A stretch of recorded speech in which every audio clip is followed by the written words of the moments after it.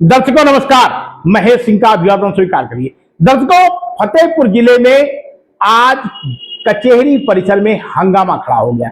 Collectorate यानी DM portico के कुछ दूर पर ही एक महिला आई और उस महिला ने देखते ही देखते अपने शरीर पर डीजल डाल लिया और माचिस की तीली लगाने ही जा रहे थे कि इस दौरान जागरूक वहां पर अपनी ड्यूटी के प्रति सतर्कता बरतने वाले होमगार्ड के जवानों की नजरें इस महिला पर टिक गईं, जिस पर उन्होंने उस महिला को पकड़ लिया और बड़ा हादसा होने से आज बच गया। दरअसल में ये महिला न्याय की फरियाद कर रही है और न्याय की फरियाद करते करते जब इसे न्याय नहीं मिला तो आज ये आत्मदाह करने की इसने कोशिश की। आरोप है कि वो अपने कथित भाई से परेशान है, प्रॉपर्टी का विवाद है और इस मामले को लेकर के वो दर्जनों बार थाने गई, राजस्व के कर्मचारियों के पास गई, लेकिन उसे न्याय नहीं मिला। दर्शकों, ये महिला भी खागा क्षेत्र की है और पिछले दिनों का भी एक हादसा आपको याद होगा, जब प्रशासनिक अमला तहसील दिवस में, समाधान दिवस में समस्याएं सुन रहा था तो उस समय भी एक किसान ने आत्मदाह करने की कोशिश की थी। आखिर फतेहपुर जिले में ऐसी घटनाएं क्यों दिन प्रतिदिन बढ़ती जा रही हैं, इसको हम विस्तार से बताएं कि इसके पहले आप हमारे चैनल को सब्सक्राइब कर लीजिए, लाइक कर लीजिए, साथ में कमेंट करना ना भूलिएगा ताकि ऐसी खबरें आपके पास तक लगातार पहुंच सके। दर्शकों, फतेहपुर जिले में आज उस समय हड़कंप मच गया। सुबह का वक्त था, कचहरी परिषद में लोगों के आवागमन का कार्यक्रम शुरू हो गया था।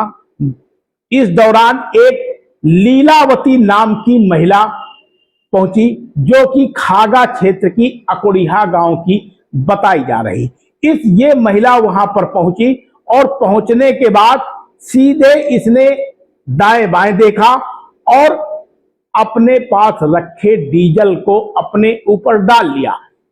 वहां पर मौजूद सुरक्षाकर्मी यानी होमगार्ड के जवानों की नजरें टिक गई।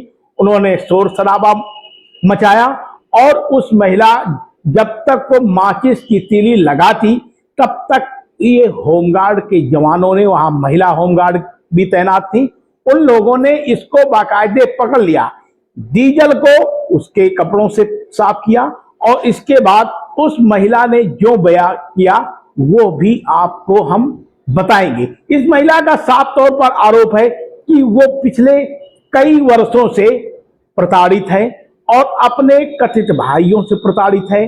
6 लाख का मामला है, घर से उसको निकाल दिया गया है और वो अब किराए का मकान लेकर के रहती है। इतना ही नहीं, किराए के मकान में रहने के साथ साथ जीविकोपार्जन के लिए भी उसके पास कुछ भी नहीं है।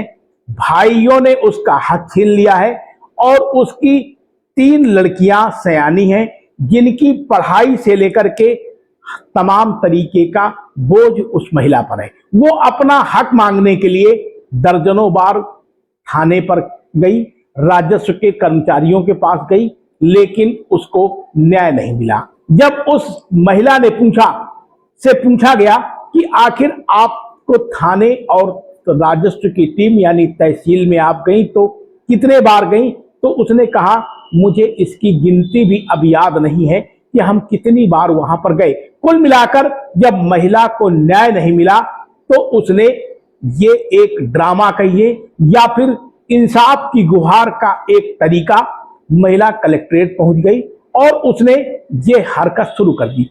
इस हरकत के बाद पूरे कलेक्ट्रेट परिसर में अफरा तफरी का माहौल बन गया।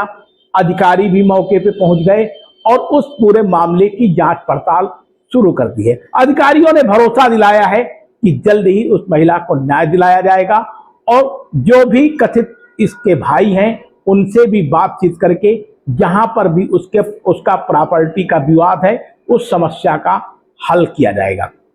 दर्शकों, आपको बताएं, जब थानों से लोगों को न्याय में नहीं मिलता, राजस्व के कर्मचारियों से न्याय नहीं मिलता, तो स्वाभाविक है कि लोग परेशान हो जाते हैं और ऐसा कदम उठाने के लिए मजबूर होते हैं। लेकिन हम ऐसे कदमों को बढ़ावा नहीं देते हैं।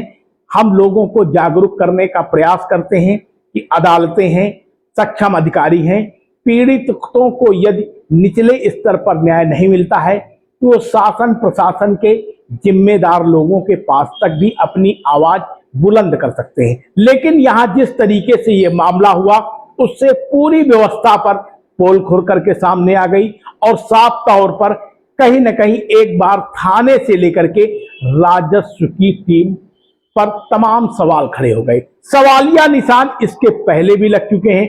दरअसल में खागा क्षेत्र में ही उच्चाधिकारी समाधान दिवस पर थे, समस्याएं सुनी जा रही थी।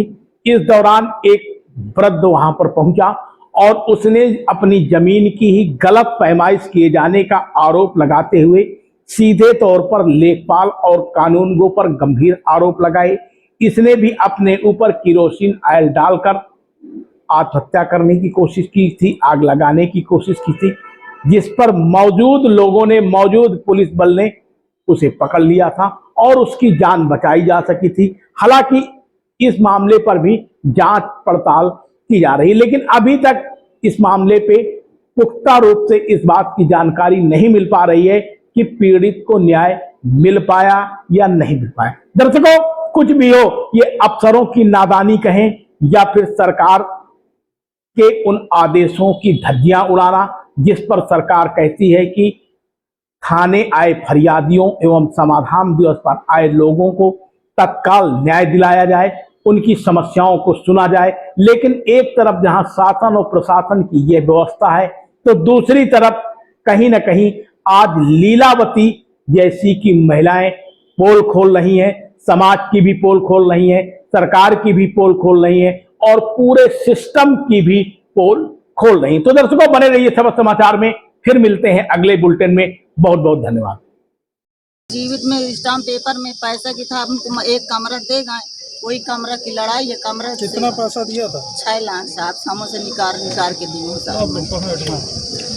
अबे सामो का रुपया भारे का पड़ा। आज क्या मामला हो गया जो आपने साहब काल नेकपाल दरोगा जिगेरा है, काट रहे, हम नहीं दिला सके। पैसा वापस का मामला है?